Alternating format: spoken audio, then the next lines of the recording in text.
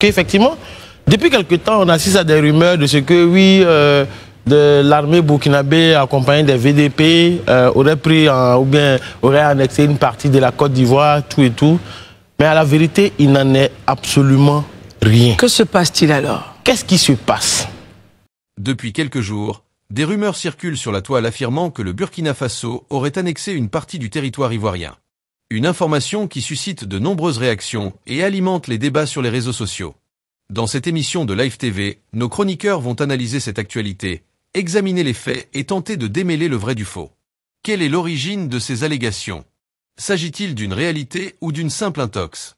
Nous allons en discuter ensemble. C'est parti!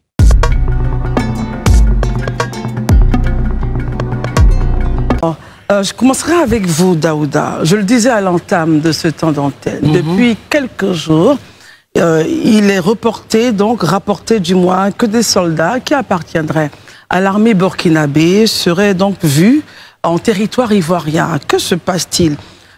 On en parle, cela donc fait jaser sur les réseaux sociaux, il y a de l'inquiétude qui monte.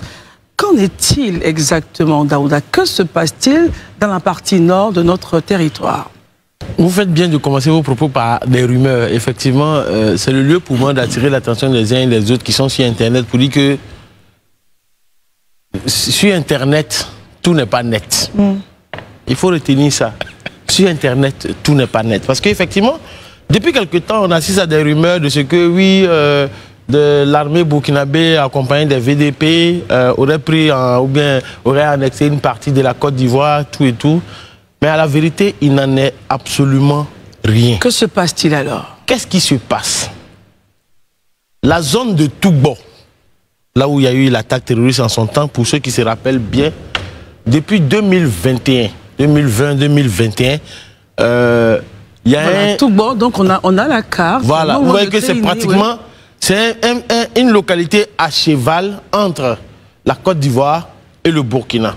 Et vous savez bien que les frontières entre les pays, en fait, sont parfois source de tension. Parce que, à cause de la géographie, à cause des décisions politiques... C'est pas délimité, voilà, ce que vous dites. C'est pas délimité. Et au-delà de ça, nous, pour notre cas ici, il y a eu la colonisation dans nos États africains, pour la grande majorité. Et donc, les frontières qui ont été laissées par le colon en son temps avant de partir, souvent, c'est assez complexe entre les deux pays. Donc ce qui se passe, il y a ce conflit-là entre les deux États. Et ça ne date pas de maintenant, ça date depuis 2021. Conflit donc sur cette partie de terre. Sur cette partie de terre-là, entre la Côte d'Ivoire et le Burkina. Et ça date depuis, je crois bien, Roch-Kabori.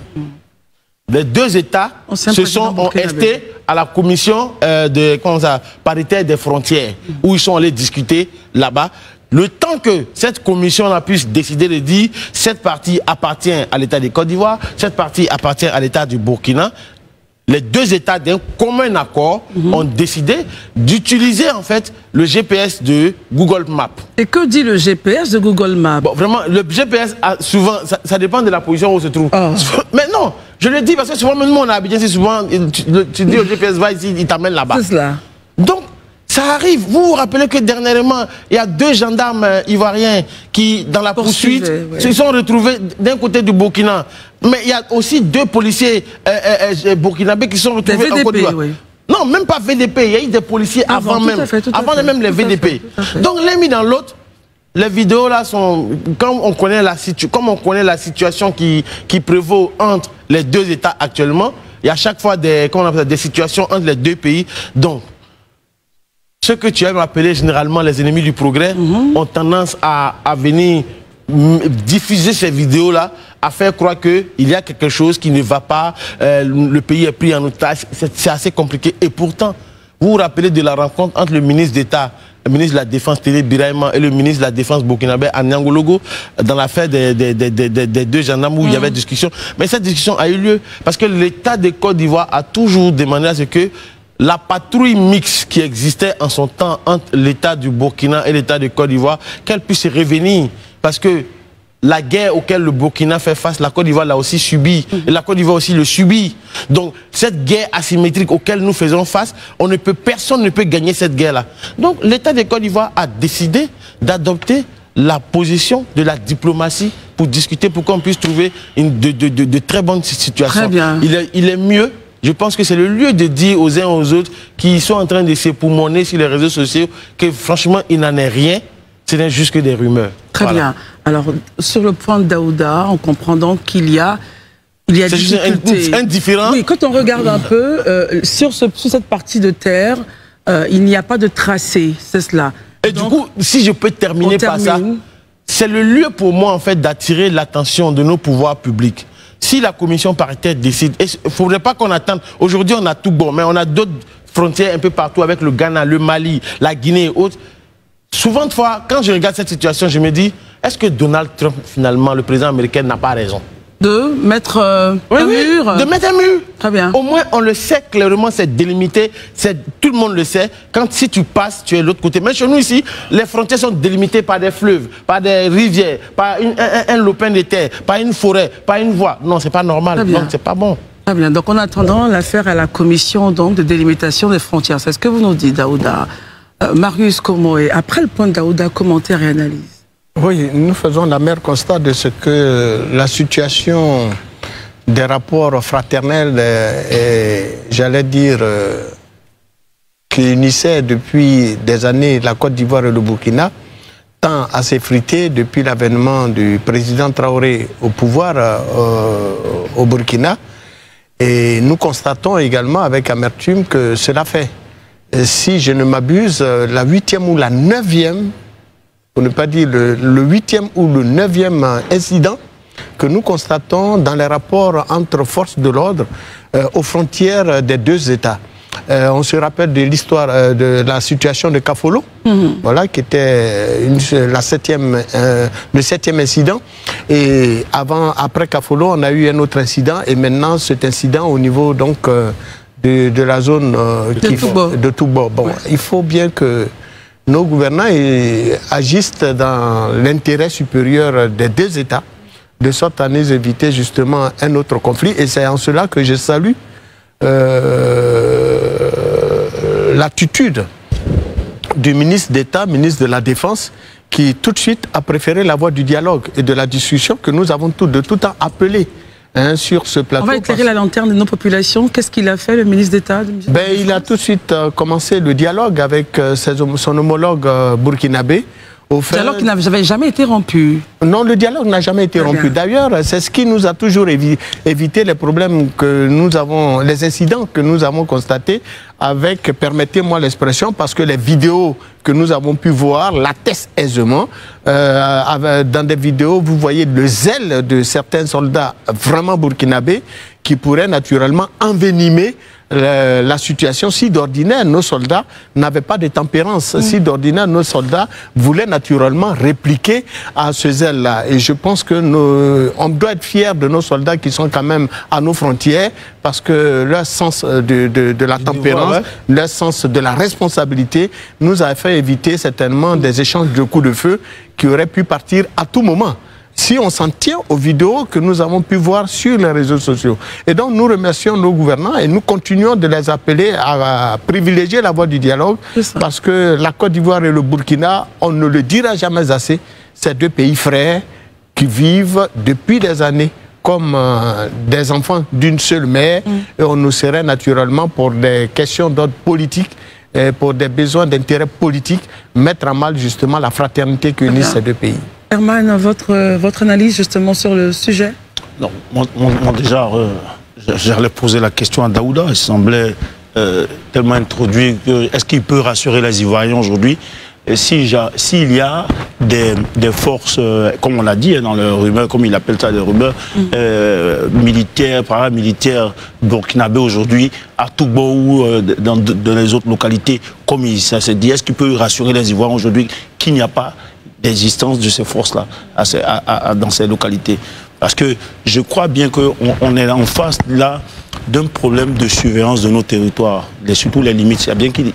Il a bien fait de les évoquer. Ces limites-là, ce sont les limites généralement naturelles qui, je veux dire, qui ne sont pas... Il n'y a pas de délimitation, juste bien de barrières physiques, matérielles pour pouvoir les constater. Donc, il n'y a que des forces par moment de bonne ou de mauvaise foi, font des incursions sur de l'autre côté. Souvent, ils ne s'en aperçoivent même pas qu'ils sont sur un autre territoire, un territoire étranger, puisqu'il n'y a rien qui le matérialise. Moi, je pense que c'est cela que les autorités burkinabées et ivoiriennes doivent pouvoir travailler à ce que, au niveau de nos frontières, qu'il y ait des délimitations matérielles, ça veut dire avec des barbelés, je ne sais pas quoi, et que on a quand même des forces de défense et de sécurité, quand on amène certains contingents pour surveiller nos frontières. Parce que c'est quand même gênant que des populations, finalement, c'est-à-dire que soit à la merci souvent de terroristes et autres, parce que quand on regarde, souvent ces populations-là sont sans repère vis-à-vis. Il y a des forces de défense qui sont là. Oui, les forces de défense et de sécurité qui sont là, mais on empêche qu'il y a des incursions de part et d'autre de cette frontière. Donc, s'il doit y avoir, comme Daouda l'a dit, des patrouilles mixtes, que ça doit reprendre, il ne faudrait pas qu'on tergiverse là-dessus. Il peut y avoir des conflits entre nous, mais le plus important, c'est la sécurité de nos populations, la défense de nos lignes de frontières. Donc, moi, je pense que ce problème de surveillance du territoire, il faut remédier à cela. S'il faut faire en sorte que de communs accords des autorités, par des échanges entre États, qu'on puisse trouver la solution pour définir et mettre des marques physiques pour pouvoir... Parce qu'il ne s'agit pas de mettre une borne là, pour dire de l'autre côté là. Parce que ça se voit aussi... Vous pensez à un mur comme aux États-Unis pour séparer? Non, je ne parle pas de mur forcément, mais même s'il y a des présences de part et d'autre, qu'il y a une ligne avec des barbelés et autres, ça peut monter. On l'a vu même en Corée du Nord comme en Corée du Sud.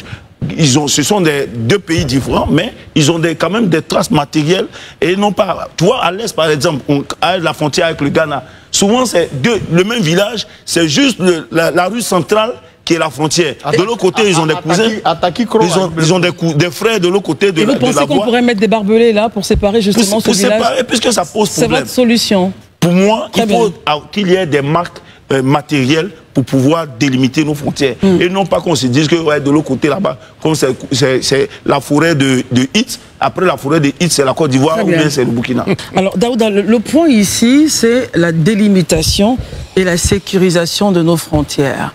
En attendant que justement la commission puisse donner son verdict, les deux États se disent on va s'en tenir à ce que Google Maps dit. Bon, on sait bien que le Google Maps, en fonction de la position, comme vous l'avez dit, ça peut varier.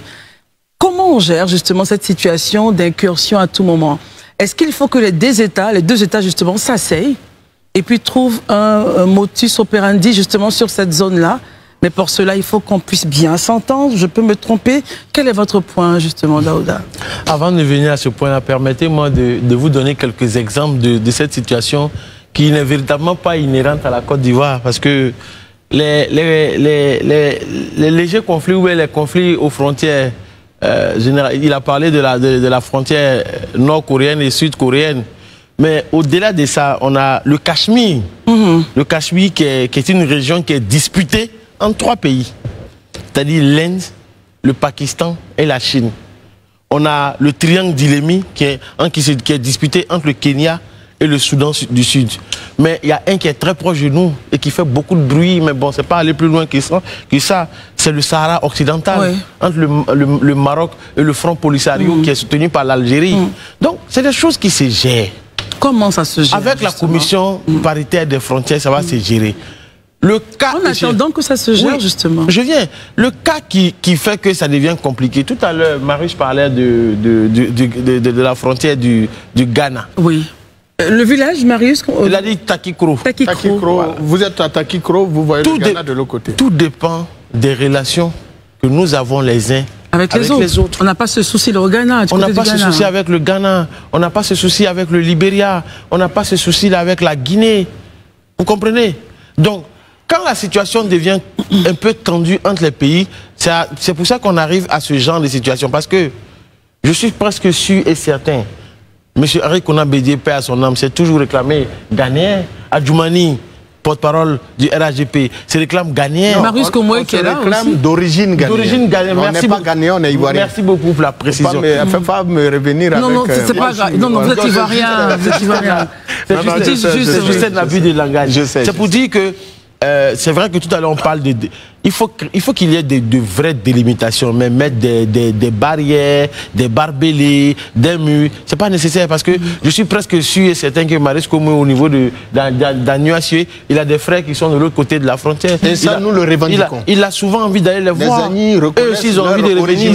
Merci beaucoup, Marius. Voilà. Donc, de nationalité ivoirienne. Très bien, donc, merci. Moi, tout ce que je veux dire, c'est qu'il faut que, dans un premier temps, et là, je m'adresse aux autorités burkinabées qui, lorsqu'elles sont arrivées, elles ont mis fin à cette patrouille qui existait entre les deux États qu'on appelait l'opération Komoué en son temps. Les deux États, ça allait très bien, il n'y avait pas de problème. Parce que je le disais tantôt, la guerre qui est menée contre cet ennemi, plus ou moins en griffe invisible, Herman, personne ne peut gagner cette guerre-là seul. Pour gagner cette guerre-là, Herman, il faut se mettre ensemble. Il faut de la coopération.